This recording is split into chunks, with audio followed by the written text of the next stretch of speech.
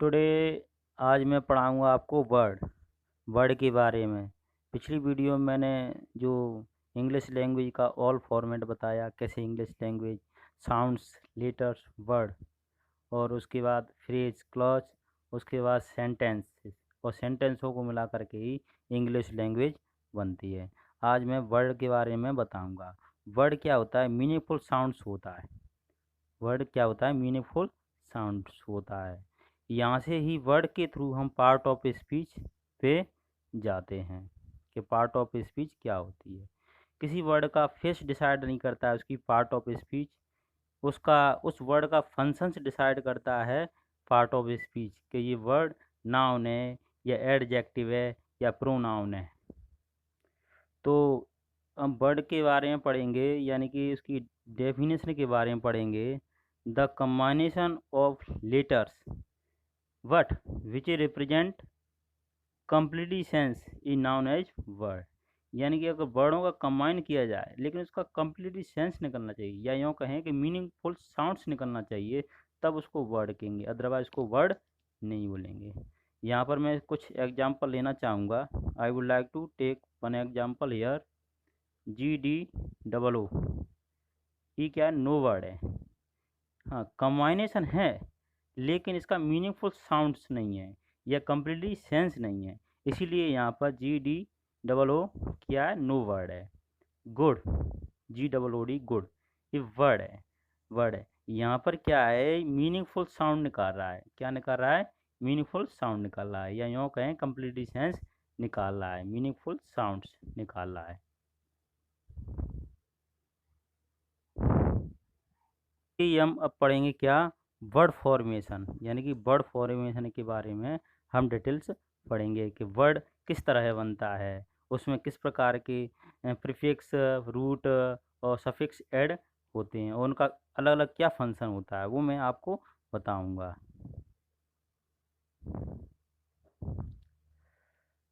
तो यहाँ पर सबसे पहले आपको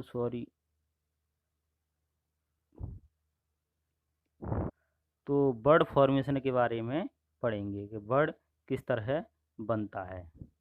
तो इसमें क्या है?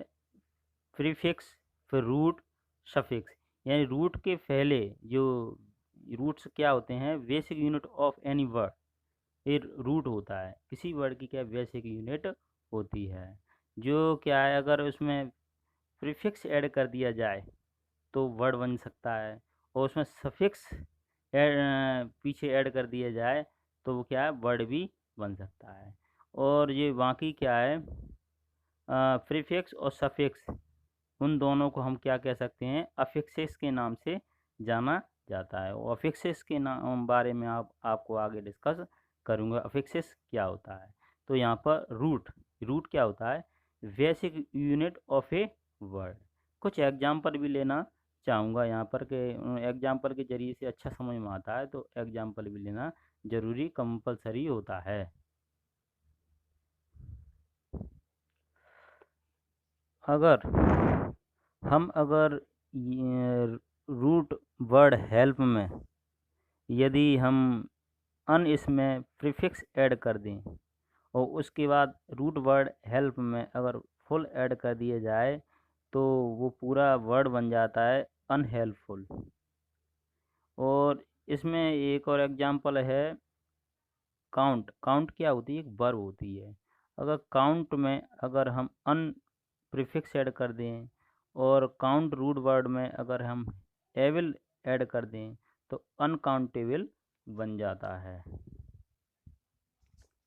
हम अगर प्ले, प्ले क्या है? वर्ब भी है और नाउन भी है। अगर इसमें हम री प्रीफिक्स, रूट वर्ड प्ले में री प्रीफिक्स ऐड करने से तो उस वर्ड बन जाता है रीप्ले। और एक और एग्जांपल है, इसमें एग्री रूट वर्ड है, तो एग्री में अगर हम प्रीफिक्स डिस ऐड कर दिया जाए तो डिस एग्री हो जाता है। और इसमें अगर अब एग्जांपल लेंगे उसके सफिक्स के, सफिक्स ऐड करने से क्या वर्ड बन सकता है या नहीं बन सकता है। तो हेल्प, हेल्प रूट वर्ड में अगर हम लेस सफिक्स ऐड कर देंगे तो हेल्प लेस बनता है। इस तरह क्या वर्ड फॉर्मेशन होता है, यानी कि रूट वर्ड में अगर प्रीफिक्स और सफिक्स ऐड कर दें तो उसके ये रूट वर्ड है एक्चुअली उसका मीनिंग क्या है, उसमें कुछ चेंज होता है या नहीं होता है, उसको हम आगे देखते हैं। चलो एक और एग्जांपल लेते हैं। अगर फास्ट में ER सफिक्स ऐड कर दें तो फास्टर इसका वर्ड बन जाता है, जो कि मीनिंगफुल साउंड्स देता है। और अदर एग्जांपल के थ्रू हम और समझेंगे इसको, अदर एग्जांपल लेकर के। जैसे काउंट क्या होती है, एक काउंट क्या है, वर्ब है।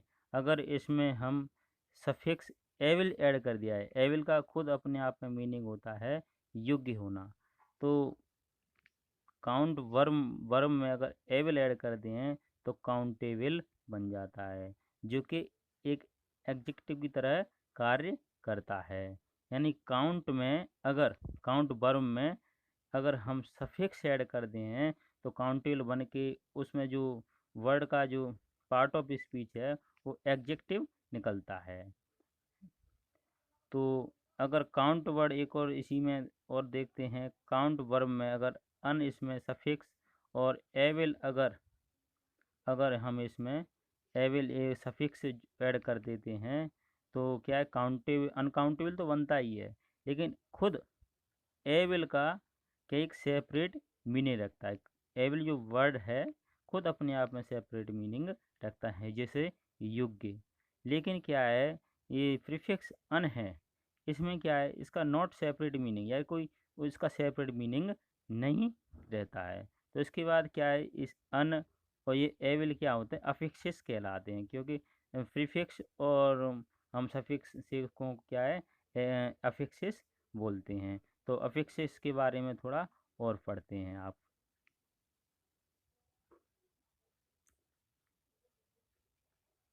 अफिक्स अफिक्स इसमें कुछ पॉइंट पढ़ेंगे। पहला पॉइंट है सेपरे, हाँ अफिक्स में प्रीफिक्स और सफिक्स दोनों होते हैं, तो इसमें ये क्या है, अफिक्सिस सेपरेट मीनिंग, यानी कि मे और मे नॉट, यानी सेपरेट मीनिंग रख सकते हैं और ये नहीं भी रख सकते, ये कन्फर्म नहीं है अफिक्सिस का। सेकंड है पॉइंट है पार्ट ऑफ स्पीच को अफेक्ट करते हैं, यानी कि पार्ट ऑफ स्पीच को अफेक्ट करते हैं। ये पिछला एग्जांपल था, काउंट हमने रूट वर्ड लिया था, जैसे ही उसमें हमने एविल सफिक्स ऐड किया था तो उसको एग्जेक्ट में चेंज हो गया था, यानी कि पार्ट ऑफ स्पीच को भी अफेक्ट करते हैं। उतना ही सफिशेंट है, और नेक्स्ट वीडियो में आपको पार्ट ऑफ स्पीच पर जाएंगे डिटेल से, डे टू डे टॉपिक में आपको डिस्कस किया जाएगा। तो thank you for watching this video, subscribe it and comment on it and share it also.